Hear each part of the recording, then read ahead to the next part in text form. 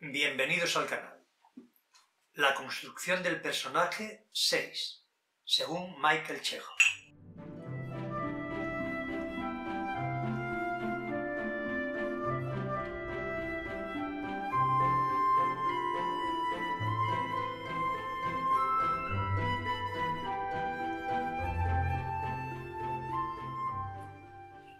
Dice el párrafo.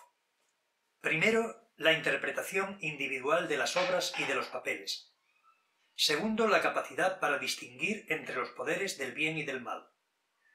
Tercero, la relación del actor con su época. Y por último, la objetividad del humor a través de la liberación del actor con respecto a su ego estrecho y egoísta. Todo ello amplía la perspectiva mental del actor, agudiza sus percepciones y aumenta la importancia de su trabajo artístico. De estos 4 puntos vamos a tratar esencialmente el primero. Lo pondremos como a modo de ejemplo, como venimos haciendo en general en toda la crítica. Dice Chekhov, en su primer punto, en la construcción del personaje, que lo fundamental es el análisis o la interpretación individual de la obra por parte del intérprete. Y aquí vemos claramente cómo este punto entra en colisión completamente con la propia institución teatral. Es un punto absolutamente contradictorio. Porque si algo tiene precisamente el teatro, es que es un arte colectivo. Y al decir colectivo, significa que todo el proceso de construcción está codeterminado. Está codeterminado desde el principio mismo, desde la interpretación o análisis primero de la obra de arte, de la obra del autor. ¿Cómo vamos a interpretar individualmente la obra cuando realmente lo más importante para la construcción del personaje son los otros personajes, las otras partes? Se ha llamado precisamente la parte al personaje, la parte del todo. Es decir, cada actor representa un personaje que es una parte del todo, del conjunto, de la unidad de la obra.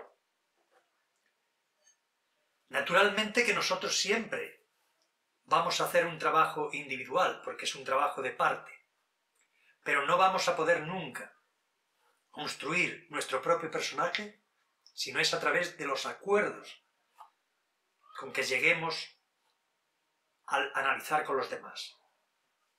Nosotros nos acercamos a la obra de una forma codeterminada, en compañía. Por lo tanto, la interpretación de la obra no podemos hacerla sino en compañía. Ese es el valor esencial de la primera lectura, que tiene una importancia capital, pero sobre todo es que dibuja perfectamente lo que estoy diciendo. Al leer en compañía, nosotros empezamos a no solo a analizar, a utilizar el pensamiento, sino a sentir. Nosotros empezamos a sentir en compañía y a comprender, a pensar en compañía, a pensar los personajes. No podemos separar pensamiento y sentimiento. El análisis, la interpretación, como él dice, de la obra, la tenemos que hacer siempre juntos, en compañía con aquellos actores, como mínimo, que participan en la escena donde estamos participando. Y con los que tengo que llegar a acuerdos, con los otros actores, tengo que llegar a acuerdos que no pueden nunca ser interpretaciones individuales de la obra, porque yo puedo tener percepciones erróneas, que eso nos pasa a todos los actores, que a veces damos en el clavo y otras veces nos desviamos. No damos en el clavo, necesitamos llegar a comprender mejor lo que está pasando y de esa manera tenemos que encontrar la técnica, la forma de acordar con los otros actores.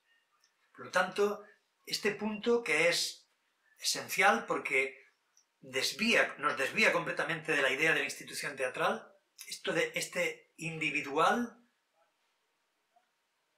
no significa absolutamente nada. Nosotros podemos efectivamente hacer construcciones con pensamientos individuales que en muchos sentidos serán erróneos. Después vendrá un director que tendrá que a martillazos unir aquello que no hemos podido unir técnicamente de una forma adecuada, lo tendrá que hacer a golpes para que aquello tenga una mínima unidad. Y entonces la individualidad del actor, ese ego diminuto del que Chekhov también hace su crítica, hace que ese ego diminuto sea forzado a una unidad que se dará siempre forzada o mecánica, pero no será eso esencialmente teatral. La institución teatral no parte de ahí.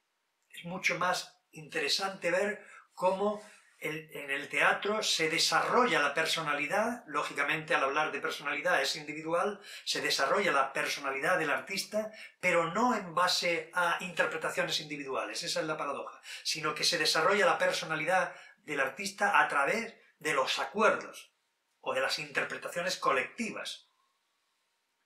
Porque realmente tenemos que empezar a organizar los desajustes que se puedan dar a través de las propias subjetividades, que muchas veces, y ahí es el problema, no se trata de subjetividades, sino de subjetivismos. Y eso hay que corregirlo desde el principio. Por lo tanto, sin entrar en los otros 3 puntos, que merecerían otro análisis específico, pero a modo de ejemplo, para ver realmente que Chekhov está siempre en una dualidad, a veces con una enorme claridad en algunos puntos y con una oscuridad tremenda en otros. Aquí ha entrado de nuevo en una oscuridad atroz. Nos dice que la interpretación individual de la obra. Es verdad que lo hemos dicho en otras ocasiones, esta especie de individualismo, él pertenece a una cultura ortodoxa, al margen de que sea creyente o no, pero entra dentro de la cultura de la ortodoxia religiosa,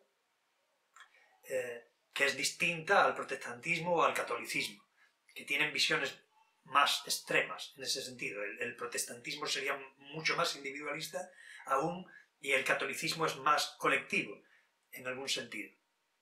Pero aquí él se va hacia el extremo más individualista, que, como hemos dicho, si no tenemos mucho que decir y potenciamos esas subjetividades, pues claro, aparecen como egos muy potentes, muy fuertes, que pueden llevarse el gato al agua, como se dice vulgarmente, pero que en realidad no están construyendo de acuerdo a la institución del teatro. El teatro es colectivo.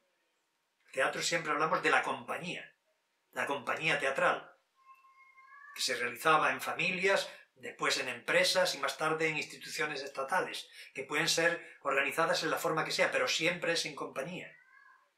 Nunca a través de estas individualidades o interpretaciones individuales. Pero para potenciar precisamente la individualidad, para que tampoco el grupo, la colectividad ciega, nos quedemos en eso, en que es en compañía, pero no sepamos qué hacer, estamos todos juntos, pero no sabemos qué hacer todos juntos, para eso está el desarrollo de la técnica realmente, el conocimiento profundo de la técnica, las normas que nos tenemos que dar conjuntamente.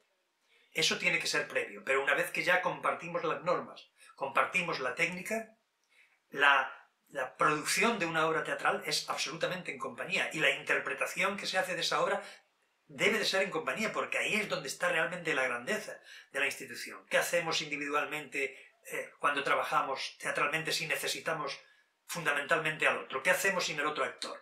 ¿Qué hacemos sin las ideas que el otro actor está aportando? Sin el sentido que está aportando a la obra. No podemos construir la obra, no podemos llegar a completar la fe del actor, es decir, la fe en que podamos llegar a culminar la obra de arte.